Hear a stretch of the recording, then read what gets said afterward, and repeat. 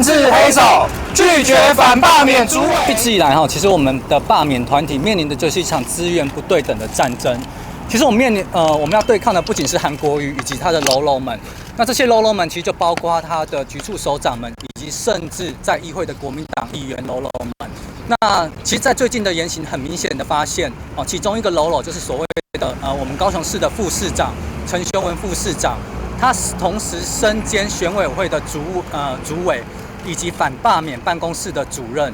他最近的言行呢，其实在证明了我们罢免团体所担忧的球员兼任裁判的问题。这边要跟所有我们的这个中华民国台湾的人民报告，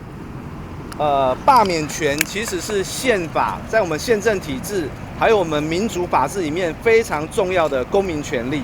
而负责举办选举跟罢免的机关就是选委会。那我们对选委会只有一个要求，就是行政中立。好，那可是过去呢，不管是这个陈雄文副市长、韩国瑜的副手，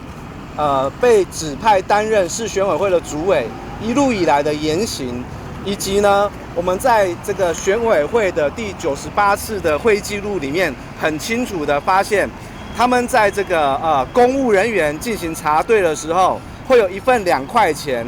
剔除会有一份3块钱。甚至他们自由心证、自行认定，如果说有任何的伪造的可能，发出查对书，发出查核书，有一份25块钱，这样子的一个案件记酬。我想这个是在中华民国的历史上非常可笑的，因为公务人员依法行政，这些费用的法源依据到底在哪边？昨天我们的这个国民党的新任党主席江启臣，他跟韩国瑜见面之后呢，他竟然声称要来全面挺韩到底，而且党中央要来协助韩国瑜治理高雄，这个非常明显就是党政市政不分。当中国国民党全面介入高雄市市政，把高雄市政府当成党部在使用的时候，我想这不会是所有高雄人所乐意看到的结果。所以今天除了来到监察院，来向我们的监委陈情这样子一个选委会干预罢免行动的这件事情之外呢，我在这边也要公开呼吁，希望中国国民党的新任党主席江启臣不要成为高雄的这个高雄人民的绊脚石。高雄人民已经用40万份以上的这个联署书，高达55万联署书来证明我们不想要这样子的一个市长。如果中国国民党以及江启臣主席，你坚持要挺韩到底，你坚持要担任最大的韩粉的话，那我想罢免韩国瑜之后，下一个下架的就是你中国国民党。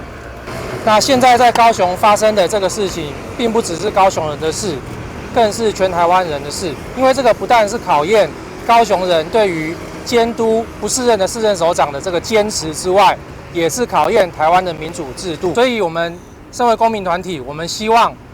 非常诚恳的希望我们的监察院、我们的监察委员能够介入，及时的来进行调查。除了还给高雄市一个清新的空气、清新的一个民权行使的氛围之外，我们也希望这次罢免的活动能够成为台湾民主史上的一个典范。